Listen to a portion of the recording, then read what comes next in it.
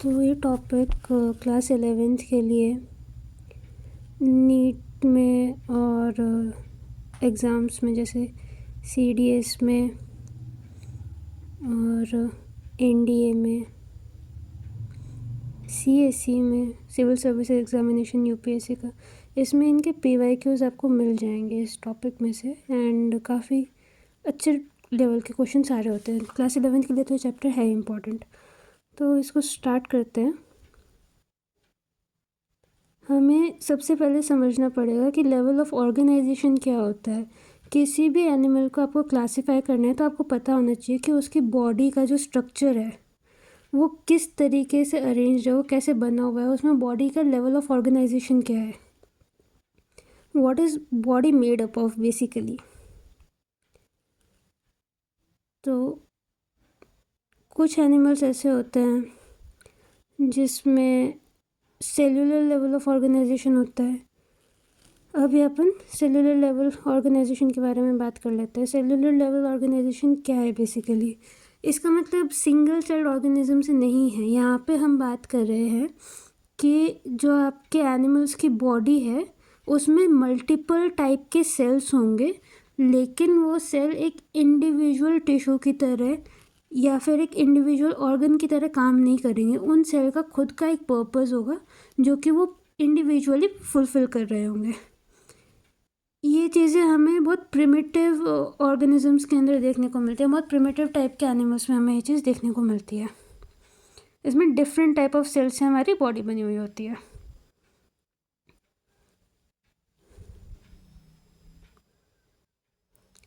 उसके बाद अपन ने सेलुलर लेवल ऑफ ऑर्गेनाइजेशन की बात कर ली। अब टिश्यू लेवल ऑफ ऑर्गेनाइजेशन के ऊपर चलते हैं। यहाँ पे देखने वाली बात यह है कि टिश्यू लेवल ऑर्गेनाइजेशन जो होता है ये एक्चुअली एक हायरार्किकल तरीके से बढ़ता है। जैसे पहले टिश्यूज़ हो गए, टिश्यूज से फिर टिश्यू सिस्टम बनता है,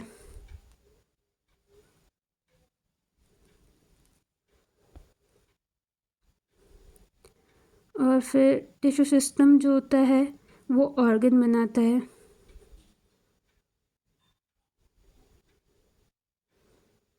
टिश्यू सिस्टम ऑर्गन्स फॉर्म करता है,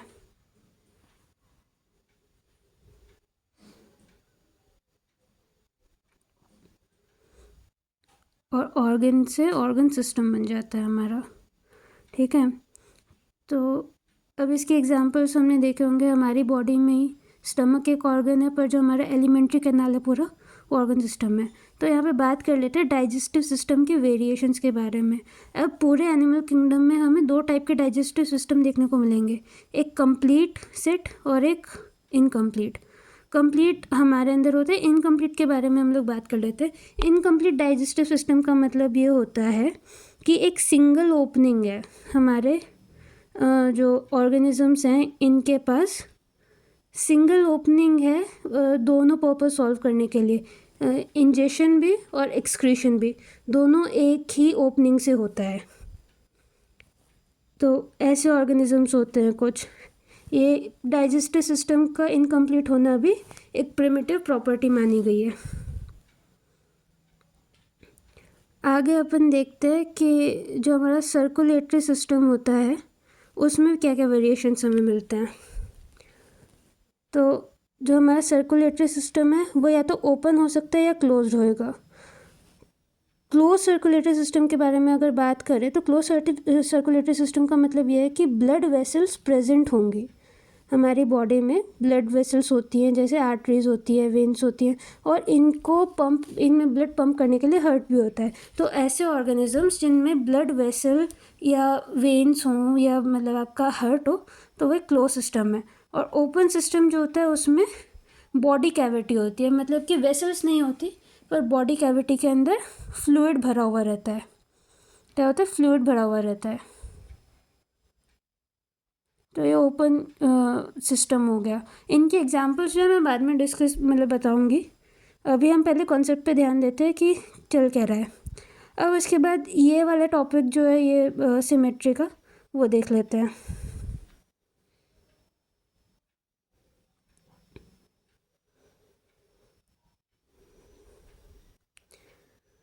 सिमेट्री की बात कर लेते हैं।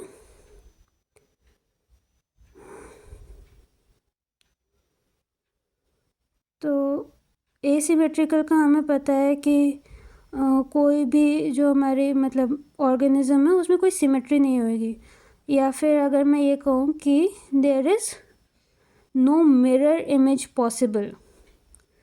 अगर मतलब अगर मैं उसको बॉडी को डाइसेक्ट करूँ तो मुझे दो सिमिलर हाफ नहीं मिलेंगे, यानी कि डाइसेक्शन की, एक सिंगल डाइसेक्शन की बात कर रही हूँ मैं, यहाँ पे कंफ्यूज होने वाली चीज़ नहीं है ना। अब बायलैटरल की बात कर लेते हैं। तो बायलैटरल सिमेट्री में क्या होता है कि आप किसी सिमेट्रिकल पीस को या फिर आप किसी एक ऑब्जेक्ट को अगर टू सिमिलर हाफ्स में डिवाइड कर सकते हो। तो ये हमने छोटी क्लासेस में मैथ्स के कंसेप्ट में पढ़ा होगा कि सिमेट्री क्या होती है। बॉडी को आप दो सिमिलर पार्ट्स में डिवाइड कर सकते हो तो बायलैटरल सिमेट्री हो गई।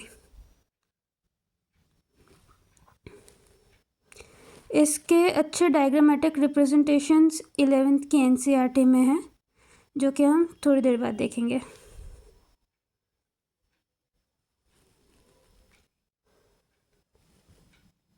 तो यहाँ पे दो सिमिलर हाफ में हम डिवाइड कर सकते हैं। अब रेडियल की बात करते हैं। तो रेडियल सिमेट्री में क्या होता है कि हमारी जो बॉडी होती है उसको मल्टीपल सिमिलर हाफ्स में डिवाइड कर सकते हैं, यानी कि अगर मैं किसी बॉडी को उसके मतलब डायमीटर के अकॉर्डिंग काटूं तो जितने भी डायमेट्रिकल सेक्शंस में बनाऊंगी वो सारे आपस में सिमिलर होंगे। इसको रेडियल सिमेट्री कहेंगे, यानी कि रेडियस या डायमीटर के अकॉर्डेंस में या उसकी एक्सिस के थ्रू मैं काटूंगी। मतलब मुझे एक ऐसी सिमेट्रिकल बॉडी चाहिए जिसका एक प्रॉपर एक्सिस हो और उसके मैं जितने भी हाफ करूं वो इक्वल दिखे, चाहे मैं उसको सामने से हाफ करूं चाहे मैं उसको लेटरली हाफ करूं। इस तरीके से जैसे सर्कल में होता है ना, हम एक सर्कल के एग्जांपल देख लेते हैं। जैसे सर्कल को अगर मैं इस तरीके से सेमी सर्कल्स बनाऊंगी तो भी यही होगा, ऊपर नीचे के सेमी सर्कल बनाऊंगी तो भी यही होगा। इसको थोड़ा सा डायगनली अगर करूँ इस तरीके से तो भी मेरे को दो सेमी सर्कल्स ही मिलेंगे। तो ये जितने भी आपके मतलब पार्ट्स बनेंगे इसके वो रेडियली सिमेट्रिकल होंगे आपस में, है ना। तो ये आपकी रेडियल सिमेट्री हो गई। कुछ हमें ऑर्गेनिजम्स में ये भी मिलते हैं। हमने इन बेसिस के ऊपर ऑर्गेनिजम्स को अलग अलग क्लासेस में डिवाइड किया कि वो उनकी अपीयरेंस कैसी है, उनकी सिमेट्री कैसी है। अब बात कर लेते हैं ब्लास्ट इसकी, जो आपके ट्रिप्लोब्लास्टिक या डिप्लोब्लास्टिक हम लेयर्स कहते हैं ना। तो ब्लास्ट लेयर्स क्या होती हैं? ब्लास्ट लेयर जो आया है वो है ब्लास्टोमियर से। ब्लास्टोमियर जो है एम्ब्रियो से पहले वाली जो एक स्टेज होती है डेवलपमेंट में, जाइगोट से एम्ब्रियो बनता है तो उसमें बीच में एक ब्लास्टोमियर स्टेज होती है। ब्लास्टोमियर से एम्ब्रियो बनने तक और एम्ब्रियो से फीटस मतलब फीटल डेवलपमेंट, बेबी का जब डेवलपमेंट होता है तो उसमें लेयर्स बन जाती हैं। कुछ ऑर्गेनिजम्स में 2 लेयर बनती है, कुछ ऑर्गेनिज्म में 3 लेयर बनती हैं। तो वो जो लेयर होती है ना वो किसी पर्पस के लिए इस तरीके से फॉर्म होती हैं। तो जैसे जैसे बॉडी का डिवीजन होगा उसमें 2 या 3 लेयर्स बनेंगी। तो जिन ऑर्गेनिजम्स में 3 लेयर बनती हैं उनको हम ट्रिप्लोब्लास्टिक बोलते हैं। जिन ऑर्गेनिजम्स में 2 ही लेयर्स बनती हैं उनको डिप्लोब्लास्टिक कहते हैं, है ना। इस तरीके से 2 लेयर्स होती हैं।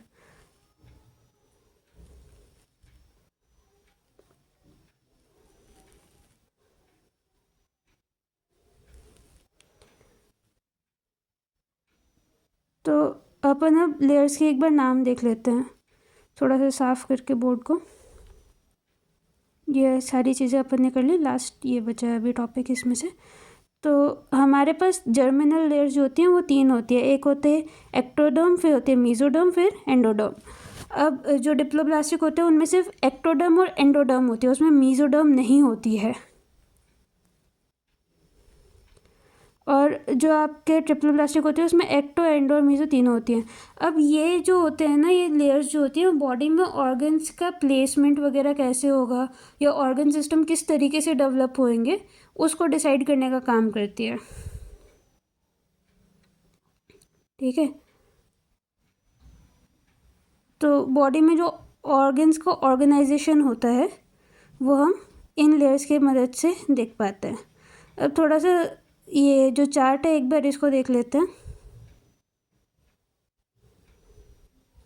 फिर इसके बाद अपन एनसीईआरटी में चलेंगे। तो इस चार्ट में सबसे पहले सेलुलर लेवल ऑर्गेनाइजेशन जो है वो हमें पॉरीफेरा में दिखती है। पॉरीफेरा का एक बहुत सिंपल एग्जांपल हो गया स्पॉन्जेस जो होते हैं। फिर अपन बात करेंगे सिलेंट्रेट्स की। एक काम करते हैं, ये सारी चीज़ें अपन सीधे एनसीईआरटी से देखते हैं कि इनकी कैरेक्टरिस्टिक्स क्या है, और ये जो बेसिक हमने मतलब बेसिस पढ़े क्लासिफिकेशन के, ये किस तरीके से अप्लाई होते हैं वो समझने के लिए। वैसे आपको सिलेंट्रेट्स का पता होगा कि जेलीफिश जो होती है। अब यहाँ पे अपन बात कर लेते हैं पहले फाइलम की, पॉरीफेरा की। अब ये जो सीरीज़ है इसमें मैं बहुत डिटेल्ड सेशंस नहीं करना चाहती हूँ। उसका एक बहुत बेसिक रीज़न ये है कि हम इसको पढ़ रहे हैं एग्ज़ाम क्वालिफाई करने के लेवल में। तो मेरा बेसिक फोकस रहेगा ऐसी चीज़ों के ऊपर जो कि आपके CDS, NDA और CDS और NDA बेसिकली CAPF वगैरह के PYQs में मिल जाती हैं। तो पॉरीफेरा जो फाइलम है इसके मेजर मेंबर्स जो होते हैं वो एक साइकॉन हो गया, यूस्पोंजिया हो गया, स्पॉन्जिला हो गया। एग्जाम्पल्स याद करने बहुत ज़रूरी है, इनके ऊपर डायरेक्ट क्वेश्चन आते हैं, ठीक है। अब ये जो होते हैं ना ये जनरली मरीन होते हैं। मरीन मतलब ये जनरली आपको समुद्र के अंदर या सॉल्टी वाटर में मिलेंगे। ये फ्रेश वाटर ऑर्गेनिजम्स नहीं होते, इनके कुछ एक्सेप्शंस भी होते हैं जो कि फ्रेश वाटर में भी मिलते हैं। तो इनके पास प्रिमिटिव मल्टी सेलुलर ऑर्गेनिजम्स होते हैं ये, जिनके पास सेलुलर लेवल ऑफ ऑर्गेनाइजेशन होता है, इसकी हमने बात कर ली अभी। और स्पॉन्जेस के पास एक वाटर ट्रांसपोर्ट कैनाल सिस्टम होता है। इसका मतलब ये है कि इनके पास ऐसे स्पेसेस होते हैं जिसमें से वाटर अंदर आ सकता है और बाहर जा सकता है। इसके अंदर की कैविटी को स्पॉन्जियोसील कहते हैं, और जो इनका ऊपर का माउथ होता है वो ऑस्ट्रेलम होता है। इसमें हमें सिर्फ कुछ ही वर्ड्स देखने हैं, कुछ ही वर्ड्स समझने हैं, इतना ज़्यादा डिटेल में जाने की ज़रूरत नहीं है, ठीक है। ऑस्ट्रिया क्या होता है, जो पोर्स मैंने बताया वो ऑस्ट्रिया होते हैं, और जो ऑस्ट्रिया के आसपास कुछ सेल्स होते हैं उनको कॉन्ड्रोसाइट्स कहते हैं। इनके अलग अलग अपने मीनिंग होते हैं, बट हम सिर्फ इंपॉर्टेंट चीज़ पे फोकस करते हैं। अब इनका जो वाटर ट्रांसपोर्ट सिस्टम होता है वो इनके लिए फूड गैदरिंग का भी काम करता है। छोटे छोटे ऑर्गेनिजम्स इनके अंदर वाटर ट्रांसपोर्ट के कारण आ जाते हैं, इनकी कैविटी में आ जाते हैं। फिर इनके अंदर जो एंजाइम्स होते हैं वो उन ऑर्गेनिजम्स को डाइजेस्ट कर लेते हैं और इनको अपना न्यूट्रिशन मिल जाता है, ठीक है। अब इनका डाइजेशन जो होता है वो इंट्रासेलुलर डाइजेशन होता है, यानी कि सेल्स के अंदर अंदर ही डाइजेशन होता है। एंजाइम से ये न्यूट्रिशन कैप्चर कर लेते हैं। अब यहाँ पे बात आती है, इसके ऊपर क्वेश्चन बन सकता है कि जो बॉडी होती है वो स्पिक्यूल से बनी होती है या स्पॉन्जिन फाइबर से बनी होती है। ये जो होते हैं ये इनके प्रोटेक्शन का काम करते हैं। ये स्पिक्यूल्स और स्पॉन्जिन फाइबर्स थोड़ा सा इनको एक स्ट्रक्चर देते हैं और प्रोटेक्शन के लिए इनकी हेल्प करते हैं। अब ऐसे ऑर्गेनिजम्स जो होते हैं फ्री फ्लोटिंग नहीं होते, फ्रीली मूव नहीं कर सकते, है ना। दूसरा ये हर्मेफोडाइट होता है। हर्मेफोडाइट का मतलब ये होता है कि जो आपका मेल और फीमेल होता है दोनों एक ही ऑर्गेनिज्म में होता है। तो इस इनमें जो रिप्रोडक्शन का मेथड है वो एसेक्सुअल है, और फ्रेगमेंटेशन ये शो करते हैं मेजरली। आगे इसमें लार्वल स्टेजेस वगैरह होते हैं, इतना डीप हमें जाने की ज़रूरत नहीं है। ये सीरीज़ एक बेसिक अंडरस्टैंडिंग के लिए नीट के स्टूडेंट्स के लिए बेस बनाने के लिए काफ़ी अच्छी है, बट प्रॉपर नीट स्टूडेंट्स के लिए ये नहीं है। आप इसे नोट्स बनाने सीख सकते हैं, आप इस सीरीज़ से अपना एनसीईआरटी रीड कैसे करनी है वो सीख सकते हैं। हमारे लिए सबसे ज़्यादा इंपॉर्टेंट चीज़ है ये एग्जाम्पल्स और इसके एक्सेप्शंस। पहला एग्जाम्पल है साइकॉन, जिसका साइंटिफिक नेम स्काइफा है। दूसरा है स्पॉन्जिला, जो कि एक फ्रेश वाटर स्पॉन्ज है। ये एक्सेप्शन है, क्वेश्चन पूछने के चांसेस सबसे ज़्यादा है इस चीज़ से। यूस्पोंजिया है, इसको बाद स्पॉन्ज, यानी कि इसका इकोनॉमिकल यूज़ आ गया। तो इकोनॉमिकल यूज़ यूस्पोंजिया का होता है बाद स्पॉन्ज के फॉर्म में। अब बात कर लेते हैं सिलेंट्रेटा की। सिलेंट्रेटा या निडीरिया इसका सेकंड नाम होता है। ये एक्वेटिक भी हो सकते हैं लेकिन ज़्यादातर मरीन होते हैं। फ्री स्विमिंग ऑर्गेनिज्म भी होते हैं और ये एक जगह के ऊपर टिके हुए भी रहते हैं। अब इसमें सबसे बड़ा जो इनका एक कैरेक्टरिस्टिक होता है जो समझने वाला है, इनके पास सी एनकरेज होती है। इनके पास एनकरेज होती है। एनकरेज मतलब कि इसके एक फॉर्म जो होता है वो ज़मीन से जुड़ा हुआ रहता है और एक फॉर्म जो होता है वो पानी में तैरता हुआ रहता है। इसका मोस्ट कॉमन एग्जाम्पल जेलीफिश है। और इनके पास और क्या होता है डिस्टिंग्विशिंग फीचर, इनके पास नीडोब्लास्ट होते हैं। नीडोब्लास्ट क्या होते हैं, ऐसे टिश्यूज़ होते हैं जो कि इनके एनकरेज में, और एनकरेज मतलब कि ज़मीन से जुड़े रहने में, डिफेंस में और प्रे को कैप्चर करने में हेल्प करते हैं। तो कुछ स्पाइक्स होते हैं, कुछ कांटेदार चीज़ें होती हैं इनके पास स्टिंग्स की तरह, जो कि इनके प्रोटेक्शन में और एनकरेज में हेल्प करती हैं और अपना खाना ढूंढने में भी हेल्प करती हैं। अब ये जो है बॉडी, इसमें टिश्यू लेवल ऑफ ऑर्गेनाइजेशन है। हमने पीछे चार्ट में देखा, इस चार्ट में, कि cellular level of organisation Porifera में, टिश्यू लेवल ऑर्गेनाइजेशन का पहला पार्ट जो है निडीरिया है। अब यहाँ से हम ये समझ सकते हैं कि सिलेंट्रेटा, निडीरिया, जेलीफिशेस जो होती है उनमें रेडियल सिमेट्री होती है। रेडियल सिमेट्री दो ऑर्गेनिजम्स में है। किस तरीके से याद करना है, निडीरिया में, टीनोफोरा में। निडीरिया में पता चल गया जेलीफिश होती है, टीनोफोरा की अब हम बात कर लेते हैं। हाँ, इसमें निडीरिया में जो 2-4 चीज़ें और हैं जो ध्यान रखनी है। एक कि इनका स्केलेटन जो होता है वो कैल्शियम कार्बोनेट का बना हुआ होता है। दूसरा, इनके बॉडी की 2 फॉर्म्स होती हैं, एक होती है पॉलिप, एक होती है मेड्यूसा। पॉलिप फॉर्म जो होती है वो फ्रीली फ्लोटिंग फॉर्म है, मेड्यूसा जो है आपकी एंकरेज फॉर्म है। अब इसमें हमें क्या याद रखना है, इसके एग्जाम्पल्स याद रखने हैं, जैसे हाइड्रा है, एडेम्शिया है। और फिर उसके बाद हो गया आपका ऑरेलिया हो गया, जिसको जेलीफिश भी कहते हैं। और आपके इसमें एग्जाम्पल्स हैं ये रे, फाइसेलिया हो गया जिसका कॉमन नेम है पोर्चुगीज मैनोफार, एडेम्शिया हो गया जिसका नाम है सी एनीमोन, पेनेटुला हो गया जिसको सी पैन भी कहते हैं, गोर्गोनिया है, सी फैन है, और मैंडरीना है, ब्रेन कोरल है। हमें 2-4 चीज़ें याद रखनी है, अगेन रिपीट कर लेते हैं। इनके पास नीडोब्लास्ट होते हैं जो इनको एंकरेज में, डिफेंस में और खाना कैप्चर करने में हेल्प करते हैं। सिंगल ओपनिंग होती है एक ही कैविटी की, मतलब इनके पास एक ही कैविटी की ओपनिंग है। और इनका डाइजेशन जो होता है एक्स्ट्रा सेलुलर और इंटरसेलुलर दोनों हो सकता है। एक्स्ट्रा सेलुलर मतलब सेल के बाहर एंजाइम्स रिलीज होंगे, डाइजेशन होगा, और इंटरसेलुलर का मतलब अंदर इंटरनल डाइजेशन होगा। कुछ निडीरियंस होते हैं, कोरल्स भी, मतलब कोरल्स भी इसका एक एग्जाम्पल हो सकता है ना। कोरल्स ऐसे निडीरिया होते हैं, कोरल्स ऐसे सिलेंट्रेट्स होते हैं जिनके पास कैल्शियम कार्बोनेट का स्केलेटन होता है। अब हमने पढ़ना है टीनोफोरा के बारे में। टीनोफोरा की एक बहुत अच्छी प्रॉपर्टी है बायोल्यूमिनेसेंस। बायोल्यूमिनेसेंस का मतलब ये है कि ये लाइट एमिट करने की प्रॉपर्टी रखते हैं अपने अंदर।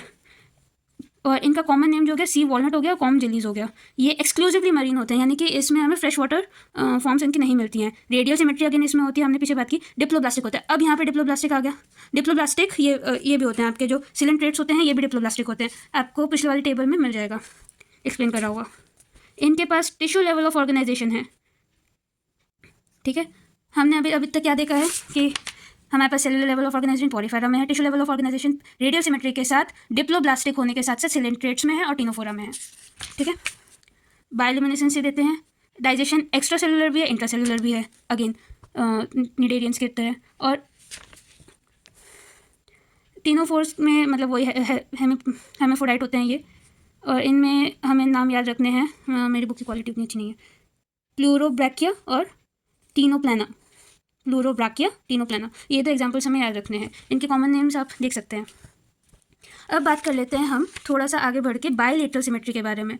बायलेटरल सिमेट्री, और हमें बात करनी है यहाँ पे ट्रिप्लोब्लास्टिक कैरेक्टरिस्टिक्स की। यहाँ पे आपके जो लेयर्स हैं, बॉडी की लेयर्ड ऑर्गेनाइजेशन है, वो 3 में डिवाइड हो रही है। और इनके साथ साथ मैं एक और टर्म एक्सप्लेन कर देती हूँ। यहाँ पे जैसे लिखा हुआ है एसिलोमेट, सूडोसिलोमेट और सिलोमेट्स। तो सिलोम जो होता है ये बॉडी कैविटी होती है। बॉडी कैविटी का मतलब ये हो गया कि जैसे इस एग्जांपल में हमें दिखा रखा है कि ये हमारा एक सिलोम है। ये 3 लेयर्स हैं, जर्मिनल लेयर्स हैं। जर्मिनल लेयर्स में मीजोडर्म जो है ना, उसके बीच में एक कैविटी प्रेजेंट है। अब ये कैविटी क्यों होती है, किस तरीके से होती है, डेवलपमेंटल बायोलॉजी पे डिपेंड करता है, इतना डीपली इसको स्टडी करने की जरूरत नहीं है। इसके 3 टाइप होते हैं। पहला टाइप है ट्रू सिलोम, आपकी ट्रू कैविटी यहाँ पे अच्छी खासी प्रेजेंट है। दूसरा है आपका सूडोसिलोम। सूडोसिलोम का मतलब ये होता है कि मीजोडर्म जो है ना किसी कैविटी में बीच बीच में प्रेजेंट होती है ऐसे, तो ये सूडोसिलोम हो गया। ना ये प्रॉपरली मतलब कैविटी बन पाई और ना ये कंप्लीट लेयर्ड स्ट्रक्चर ही रह गया। और ये हो गया एसिलोमेट। एसिलोमेट का मतलब हो गया कि इसमें कैविटी नहीं है, मीजोडर्म के बीच में कोई कैविटी नहीं है, कंटिन्यूस मीजोडर्म है यहाँ पे। तो अब बात करते हैं अब ऐसे एनिमल्स की या ऐसे ऑर्गेनिजम्स की जो एसिलोमेट होता है। एसिलोमेट का मतलब ये हो गया कि इनके पास बॉडी कैविटी नहीं है, इनके पास गट एब्सेंट होता है, ठीक है। प्लेटीहेल्मिन्थिस की बात करते हैं अब हम यहाँ पे। प्लेटीहेल्मिन्थिस जो होते हैं इनके बहुत कॉमन एग्जांपल होते हैं, टेप फॉर्म होता है, आपका लीवर फ्लूक होता है। ये पैरासिटिक होता है, एंडोपैरासाइट्स होते हैं। काफ़ी छोटे बच्चों के पेट में जैसे पैरासाइट्स हो जाते हैं ना, फिर डॉक्टर एक टाइप की दवाई देते हैं उनको जो स्कूल में इन पैरासाइट्स को निकाल देती है, तो डिजीज़ कॉज करने का भी ये काम करते हैं। टेप फॉर्म का जो आपका साइंटिफिक नेम है वो है टीनिया, और इसका लीवर फ्लूक का है फेसिकोला व्हाटएवर यू वांट टू से इट, फेसियोला। तो इनका जो कॉमन मतलब देखने का तरीका है कि ये फ्लैट होते हैं, दे आर डॉर्सोवेंट्रली फ्लैट। डॉर्सोवेंट्रली मतलब डॉर्सल साइड आपका और वेंट्रल साइड दोनों तरफ से ये फ्लैट होते हैं। तो ये जो ऑर्गेनिजम्स होते हैं डॉर्सोवेंट्रली फ्लैट होते हैं। डॉर्सोवेंट्रल फ्लैट होने का डॉर्सल का मतलब होता है बैक और वेंट्रल का मतलब होता है फ्रंट। तो पीछे से भी और आगे से भी ये फ्लैट होते हैं, फ्लैटेंड बॉडी होती है इनकी। और एंडोपैरासाइट होते हैं, ये हमने बात कर ली। एसिमेट्रिकल होते हैं बायलेटरली, ट्रिप्लोब्लास्टिक होते हैं, एसिलोमेट होते हैं। बायलेटरली सिमेट्री का हमने बात कर लिया। ट्रिप्लोब्लास्टिक की हमने बात कर ली कि 3 लेयर होते हैं, जर्मिनल लेयर जो होती हैं 3 होती हैं। और सिलोमेट या एसिलोमेट की हमने बात कर ली कि इनके पास बॉडी कैविटी नहीं होती है ना। तो इनका ऑर्गन लेवल ऑफ ऑर्गेनाइजेशन माना जाता है। इनके पास हुक्स और सकर टाइप के ऑर्गन्स होते हैं खुद को अटैच करने के लिए। इनका जो होस्ट होगा, पैरासाइट और होस्ट का रिलेशनशिप होता है, जो पैरासाइट होता है वो होस्ट के ऊपर फीड करता है, तो इनका जो भी होस्ट होगा उसके ऊपर ये लोग फीड करेंगे। फीड करने के लिए इनको हुक चाहिए या सकर्स चाहिए अटैच करने के लिए खुद को। जो न्यूट्रिएंट्स होते हैं वो डायरेक्टली किसी और के बॉडी सरफेस, मतलब ये न्यूट्रिएंट्स या तो अपनी बॉडी सरफेस से ही एब्जॉर्ब कर लेते हैं, इनके पास गट तो है नहीं, डाइजेस्टिव सिस्टम है नहीं, तो इनके जो सरफेस होता है उससे ये अपना इनका जो सरफेस होता है उससे ये अपना न्यूट्रिशन ले रहे होते हैं। ठीक है, हर्मेफ्रोडाइट ये भी होते हैं, बस इसमें एग्जांपल्स याद रखने हैं हमें। हाँ, कुछ ऐसे होते हैं जैसे प्लेनेरिया हो गया। प्लेनेरिया रीजनरेटिव होता है, मतलब आप प्लेनेरिया को बीच में से काट दोगे तो वो और अपने पार्ट्स बना लेगा और मल्टीप्लाई कर जाएगा, मतलब अपने पार्ट्स को रीजनरेट कर लेता है वो बेसिकली। और इसका एग्जांपल टेनिया और फेसियोला। अब बात करते हैं एस्केलमेंथिस की। एस्केलमेंथिस जो होते हैं ये सर्कुलर और क्रॉस सेक्शनल तरीके से, मतलब ये सर्कुलर वॉर्म्स होते हैं, इनको राउंड वॉर्म्स भी बोला जाता है एस्केलमेंथिस को। एस्केलमेंथिस में हमारे पास मतलब ये पैरासिटिक भी हो सकते हैं, टेरेस्ट्रियल भी होते हैं, राउंड वॉर्म्स होते हैं, इनमें भी ऑर्गन लेवल ऑफ ऑर्गेनाइजेशन होता है। हाँ, अब इसमें याद रखने की बात यह है कि ये सूडोसिलोमेट होते हैं। ट्रिप्लोब्लास्टिक एनिमल है, 3 ब्लास्ट लेयर्स हैं, और सूडोसिलोमेट है। जो सिलोम होता है, बॉडी कैविटी जो होती है वो सूडो होती है। अब इनमें एलिमेंट्री कैनाल कंप्लीट होती है। अब हमें यहाँ पे आप देख रहे हो कि इसको किस तरीके से ये चलता जा रहा है एक ऑर्डर में। अभी तक हमारे पास गट सिस्टम नहीं था और थोड़ा बहुत जो था उसमें इनकम्प्लीट सिस्टम था। यहाँ पे हमें कंप्लीट कैनाल एलिमेंट्री कैनाल मिल रही है। और इधर मस्कुलर फेरिंग्स भी है। फेरिंग्स जो पार्ट होता है आपका माउथ के बाद का, बकल कैविटी के बाद का जो पार्ट होता है वो भी यहाँ पे प्रेजेंट होता है। तो अपना बॉडी वेस्ट जो होता है ये एक्सक्रीटरी पोर के साथ डिस्पोज करते हैं। डायशियस होते हैं, डायशियस मतलब फीमेल और मेल अलग अलग होते हैं। अभी तक हमने जिन ऑर्गेनिजम्स की बात की थी वो हर्मेफ्रोडाइट थे, ठीक है, और फीमेल जो होती हैं वो मेल से लॉन्गर होती हैं। इनके एग्जांपल्स देख लेते हैं। एस्केरिस राउंड वॉर्म होता है। अब ये ना बहुत सारी बीमारियों के लिए रिस्पॉन्सिबल होता है। वो श्रेशिया और एनसाइक्लोस्टोमा हुकवॉर्म ये पैरासिटिक होता है, राउंड वॉर्म पैरासिटिक होता है, और एस्केरिस जो होता है वो काफ़ी सारी आपकी बीमारियां भी कॉज करता है। और वो श्रेशिया जो है उससे एलिफेंटाइटिस होती है। वो श्रेशिया बेनकॉफ्टी इसका साइंटिफिक नेम है, इसके ऊपर PYQ आ रखा है। अब बात कर लेते हैं एनालिडा की। एनालिडा के एग्जाम्पल हम पहले देख लेते हैं, ये काफ़ी इंपॉर्टेंट है कि इसमें पहले आता है नेरिस, फेरेटिमा, हिरुडिनेरिया। नेरिस जो होता है वो एक्वेटिक होता है, फेरेटिमा टेरेस्ट्रियल होता है, और हिरुडिनेरिया जो होता है वो पैरासिटिक होता है। नेरिस जो है उसमें उसको देख के ऐसा लगता है कि इसके पास ये मल्टीपीड है, मतलब मल्टीपीड का मतलब ये है कि इसको देख के लगता है कि इसके बहुत सारे लेग्स हैं, बट ये लेग लाइक अपेंडेजेस हैं, they are not actual legs, है ना, लेटरल अपेंडेजेस हैं बस ये, ठीक है। और जो फेरेटिमा होता है, फेरेटिमा मतलब अर्थवर्म, हमारे जो फर्टिलाइजर बनाने के काम आता है, नेचुरल ऑर्गेनिक फार्मिंग में बहुत ज़्यादा यूज़ होता है फेरेटिमा अर्थवर्म में। इसकी बहुत ज़्यादा इकोनॉमिकल इंपॉर्टेंस भी है और आपके एनवायरमेंटल इंपॉर्टेंस भी बहुत है फेरेटिमा की। हिरुडिनेरिया जो होता है वो ब्लड सकिंग लीच, ये आजकल कुछ चीज़ों में अजीब तरीके से भी इस्तेमाल हो रहा है, और ये एक पैरासाइट होता है। तो ये अगर किसी ऑर्गेनिज्म के ऊपर लग जाता है तो it start sucking the blood of that organism. So यहाँ पे हमें कुछ और नई चीज़ें देखने को मिलेंगी इस क्लास में, इस फाइलम में। तो पहला है कि ये मरीन भी हो सकते हैं, फ्रेश वाटर भी हो सकते हैं, टेरेस्ट्रियल भी हो सकते हैं। ये फ्री लिविंग भी हो सकते हैं और पैरासिटिक भी हो सकते हैं। फ्री लिविंग का हमने क्या एग्जांपल देखा, अर्थवर्म, और पैरासिटिक का क्या हमने एग्जांपल देखा, ब्लड सकिंग लीच। नेरिस जो होता है वो भी फ्री लिविंग होता है, और इनमें बायोलेटरल सिमेट्री होती है, इनमें ये रेडियली सिमेट्रिकल नहीं होते हैं। ट्रिप्लोब्लास्टिक एनिमल्स हैं ये। ट्रिप्लोब्लास्ट मतलब आपके 3 जर्म लेयर्स हैं, और मेटामेरिकली सेगमेंटेड। अब ये चीज़ इंपॉर्टेंट है, यहाँ पे सेगमेंटेशन हमें देखने को मिल रही है। सेगमेंटेशन का मतलब है कि इनके पास ऐसे पार्ट्स में डिवाइड होती हुई बॉडी है। बाहर से इनकी बॉडी को देख के लगता है, अंदर से चाहे कंटिन्यूस हो, बाहर से इनको देख के लगता है कि इनके पास सेगमेंट्स हैं। इस तरीके से सेगमेंट्स हमें एक और क्लास में आगे देखने को मिलेंगे, अगली क्लास में। तो सेगमेंटेशन जो होता है एक तो हमें एनालिड्स में दिखता है और एक हमें आर्थ्रोपोड्स में दिखता है। अभी एनालिड्स की बात हम खत्म करते हैं कि ये सेगमेंटेड होते हैं, इनका नाम सेगमेंटेड मेटामर्स भी होता है। तो एनालिड, ये एनालिस जो होता है लैटिन का वर्ड है, इसका मतलब होता है लिटिल रिंग्स। इस तरीके से भी आप याद रख सकते हो, एनालिड्स मतलब जिनके पास लिटिल रिंग लाइक स्ट्रक्चर्स हों, ठीक है। अब एक्वेटिक एनालिड जो होता है नेरिस होता है, इसके पास स्विम करने के लिए लिटिल अपेंडेजेस होते हैं। इसको पैरापोडिया भी कहते हैं। क्या बोलते हैं, पैरापोडिया। उसके बाद जो होता है ये एक स्ट्रक्चर होता है जो कि ऑस्मो रेगुलेशन में पानी को, एक्स्ट्रा पानी को बॉडी से बाहर फेंकने में, और अगर पानी कम है तो बॉडी के अंदर सक करने में पानी को मदद करते हैं। एक्सक्रीशन में काम आता है। एक्सक्रीशन क्या होता है हम लोग सब जानते हैं।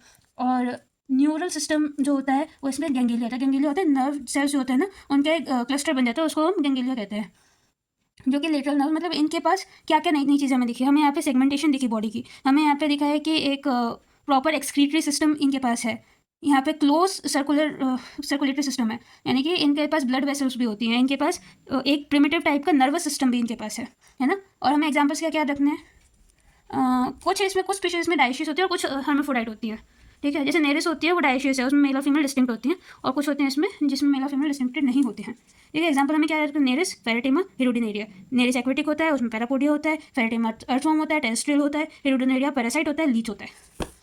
ठीक है, अब बात करते हैं आर्थ्रोपोडा की। आर्थ्रोपोडा लार्जेस्ट फाइलम होता है, लार्जेस्ट फाइलम।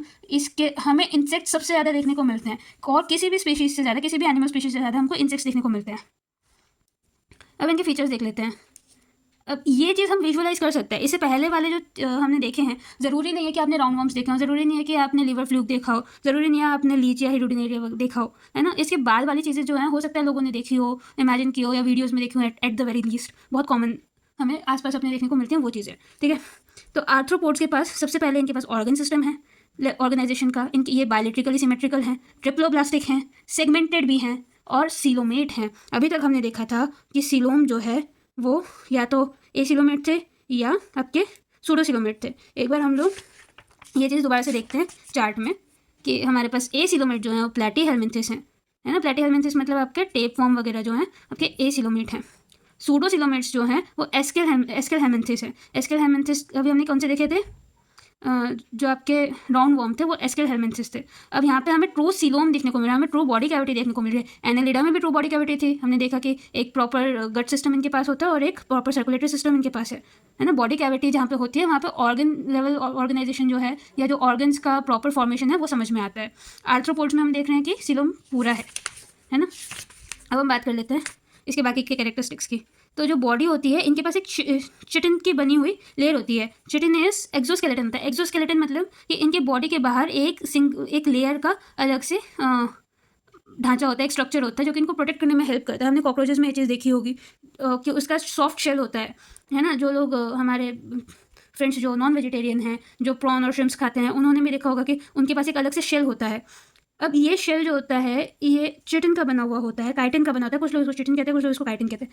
तो ये जो शेल होता है ना, ये क्योंकि इन ऑर्गेनिजम्स के पास एक इंटरनल स्केलेटन नहीं है, इनके पास एक बोन स्ट्रक्चर नहीं है जैसा कि हम मैमल्स में होता है, जैसे कि बाकी के आपके कॉर्डेट्स में होता है, तो वो चीज़ इनके पास में नहीं है। इनवर्टिब्रेट्स हैं, ये नॉन कॉर्डेट्स हैं, है ना।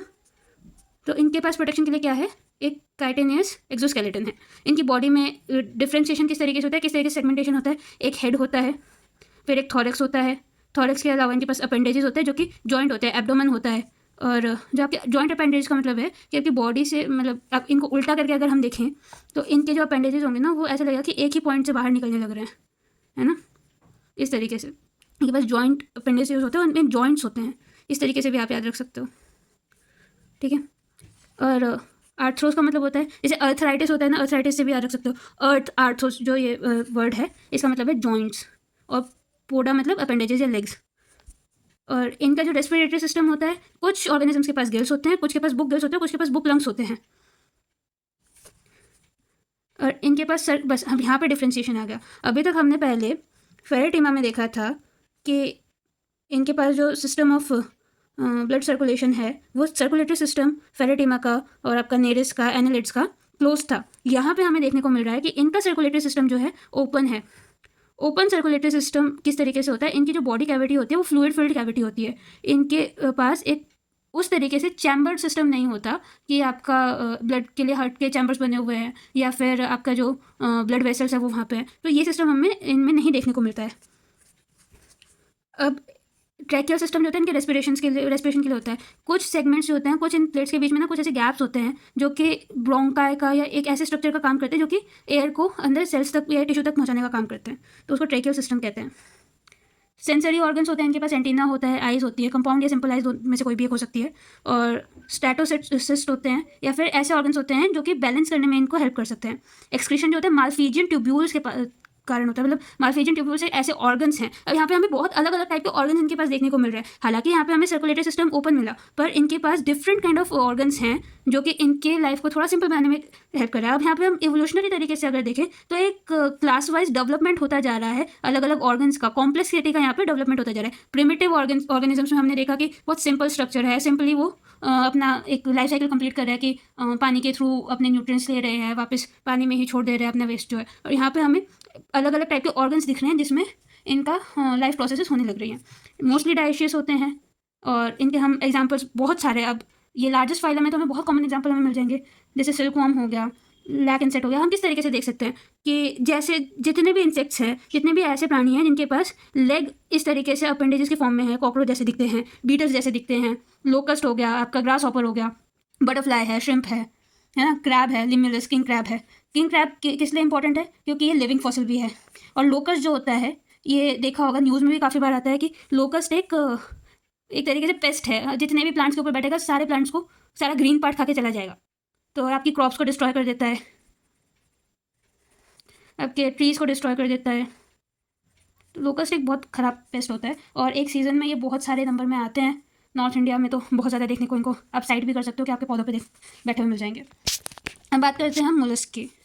इस लेक्चर में हम सिर्फ आपके नॉन कॉर्डेट्स तक ही कवर करेंगे, वरना थोड़ा सा डाइजेस्ट करना मुश्किल हो जाएगा, क्योंकि थोड़ा फास्ट पेस लेक्चर भी है और इसमें हम बात कर रहे हैं जनरल फीचर्स की, जो चीज़ हमें याद रखनी है अपने CDS के लिए, NDA के लिए और CAPF के लिए, FCAT के लिए, जो हमारे डिफेंस रिलेटेड एग्जामिनेशंस होते हैं। या ये इतना डिटेल्ड वीडियो नहीं है कि आप इसको नीट के लिए या दूसरे लेवल ऑफ एग्जामिनेशन के लिए यूज़ कर सके। हालांकि नीट के जो स्टूडेंट्स हैं या 11th क्लास के स्टूडेंट्स हैं, एक बेसिक अंडरस्टैंडिंग बनाने के लिए, ये देखने के लिए कि आपको NCERT किस तरीके से रीड करनी है, आपको अपने नोट्स किस तरीके से बनाने हैं, उसके लिए इसको यूज़ कर सकते हैं।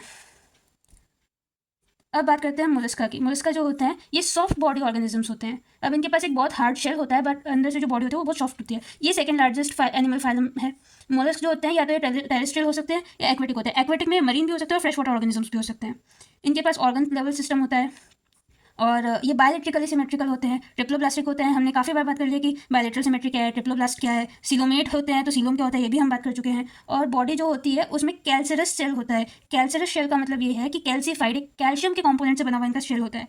अनसेगमेंटेड, अभी तक हमने 2 फाइलम ऐसे देखे थे जहाँ पे सेगमेंटेशन थी, यहाँ पे सेगमेंटेशन फिर से खत्म हो गई है ना। अब इनका जो हेड होता है ये डिस्टिंक्ट है। इनके पास एक मस्कुलर फुट होता है। तो इनकी जो बॉडी का स्ट्रक्चर होता है ना, आप किसी फोटो में इंटरनेट के ऊपर सर्च करके देखेंगे तो आपको दिख जाएगा। जो मोलस्क होते हैं, मोलस्क में बहुत कॉमन एग्जांपल हो गया आपका जो आपके शेल्स होते हैं, पर्ल शेल्स जो होते हैं, ऑयस्टर्स होते हैं, है ना।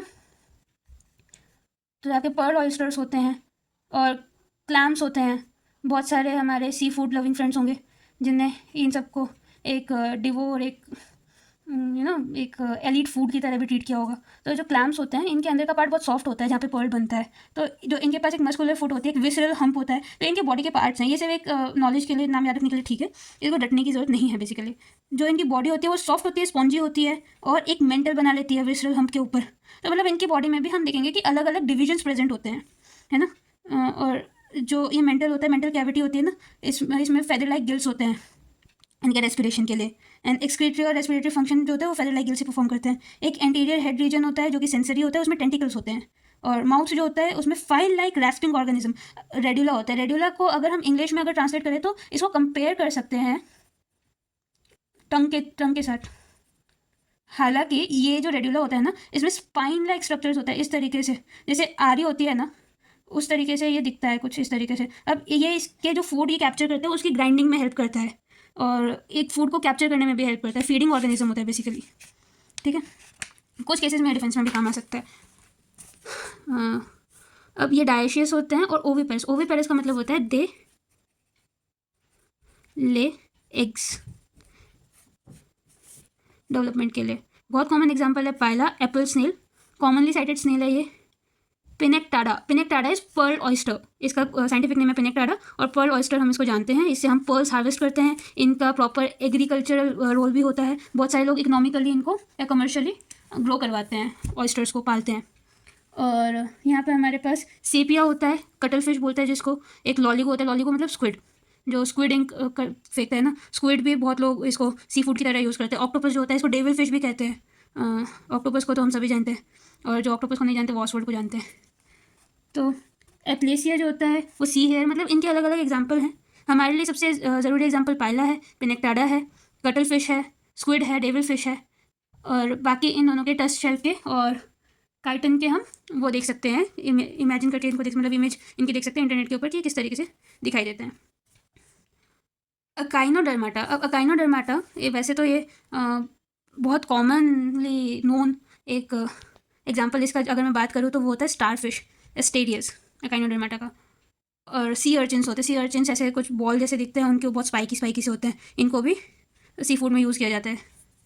तो अकाइनोडर्माटा का मतलब ये होता है कि इनकी बॉडी स्पाइनी होती है ना, और ये मोस्टली मरीन होते हैं, मतलब ज़्यादातर सारे मरीन ही होते हैं, ऑर्गन सिस्टम ऑफ ऑर्गेनाइजेशन है। और अडल्ट एकाइनोडर्म्स जो होते हैं ये रेडियली सिमेट्रिकल होते हैं, और जो छोटे होते हैं मतलब आपके जो यंग वंस होते हैं इनके वो बायलेट्रिकली सिमेट्रिकल होते हैं, मतलब इनका मेटामॉर्फिकली ये लोग चेंज होते हैं। जैसे हम ह्यूमन चाइल्ड क्या होता है, वो जैसे बचपन में दिखता है उसी बॉडी के साथ उसी एक स्ट्रक्चर के साथ उसका डेवलपमेंट होता रहता है अलग अलग स्टेजेस में। यहाँ पे मेटामॉर्फिकल चेंजेस हमें दिखता है, पहले हमें बायलेट्रिकल सिमेट्री दिख रही थी, अब हमें रेडियल सिमेट्री दिख रही है। ये ट्रिप्लोब्लास्टिक होते हैं, ट्रिप्लोब्लास्टिक सिलोमेट्स और सिलोमेट होते हैं, ये दोनों भी टर्म्स हम अच्छे से समझ चुके हैं। डाइजेस्टिव सिस्टम कंप्लीट होता है, कंप्लीट डाइजेस्टिव सिस्टम मतलब कि इनके पास दो अलग अलग पोर्स होंगे, दो अलग अलग आउट लिंक्स होंगे, मतलब ओपनिंग्स होंगी जिससे ये इंजेक्शन और एक्सक्रीशन कर सकें।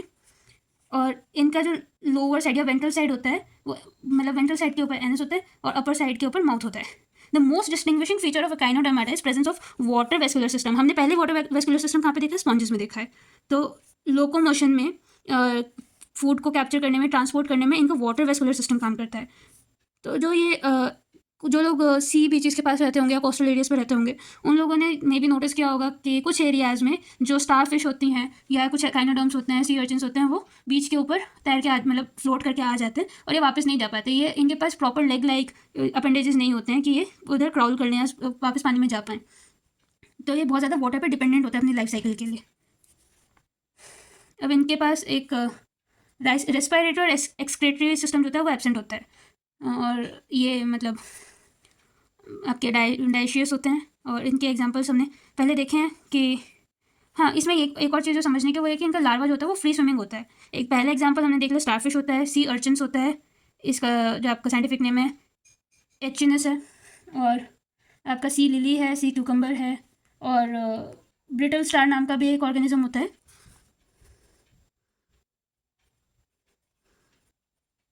वो भी इसका एग्जाम्पल है। इनके इमेजेस आप गूगल करके देख सकते हैं। तो हमने यहाँ पे इन्वर्टिब्रेट्स खत्म कर लिए। हमने यहाँ पे समझा कि पहले सेलुलर लेवल ऑर्गेनाइजेशन में पॉरीफेरेंस थे, रेडियल लेवल ऑर्गेनाइजेशन में टीनोफोर्स यानी जेलीफिश और सिलेंट्रेटा और सिलेंट्रेटा जेलीफिश होते हैं, और टीनोफोर्स जो होते हैं आपके बायोल्यूमिनेसेंस वाले कॉम जेलीज होती हैं। टिश्यू और ऑर्गन सिस्टम या इनके पास टिश्यू लेवल ऑफ ऑर्गेनाइजेशन होता है। फिर हमें ऑर्गन लेवल ऑफ ऑर्गेनाइजेशन भी देखने को मिला आगे। हमने देखा कि एसिलोमेट्स जो होते हैं वो क्या होते हैं, प्लेटी हेलमेंथिस होते हैं। हमने देखा सूडोसिलोमेट्स क्या होते हैं, एस्केल हेलमेंथिस होते हैं। और हमने इनके एग्जांपल्स की भी बात की, कौन से पैरासाइट होते हैं, कौन से फ्री लिविंग होते हैं, कौन से होस्ट पे डिपेंडेंट होते हैं, ये भी हमने देख लिया।